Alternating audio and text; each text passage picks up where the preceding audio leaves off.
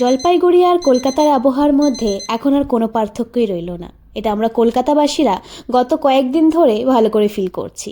Hello, আমি নিশা। কলকাতাতে আমি রেন্টে থাকি। কলকাতায় এখন 12 ডিগ্রি। গত কয়েক বছর এমন ঠান্ডা আমরা এখানে খুব একটা দেখিনি। যদিও আমার বাড়ি জলপাইগুড়ি, তাই ঠান্ডার সঙ্গে পরিচয় পুরনো। তবু এই ঠান্ডায় আজ একটু বেশি কাবু। কিন্তু কলকাতাবাসীরা এই আবহাওয়াটাকে খুব এনজয় করছে, বিকজ তারা কলকাতায় বসেই দার্জিলিংয়ের ফিল পেয়ে যাচ্ছে। ঘুম ভাঙলো ঠিক 11টা 50 মিনিটে। ঠান্ডা জয় করতেই একটা শাওয়ার নিয়ে নিলাম। তারপর রাতে রান্না করার খাবারটাই আবার গরম করে খেয়ে নিলাম। এই ঠান্ডায় সেটাই ছিল সবচেয়ে। সন্ধ্যাবেলায় একটু বাজারেও বেরিয়েছিলাম কয়েকটা দরকারি জিনিস আনতে, কারণ আজ প্ল্যান একদম স্পেশাল।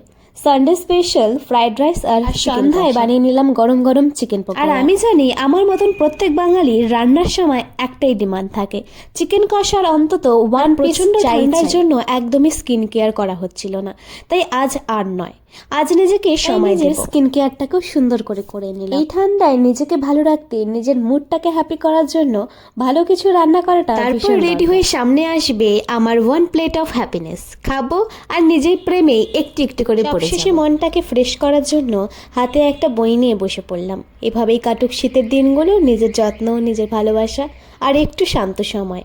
চলো আজ এখানেই শেষ। টাটা।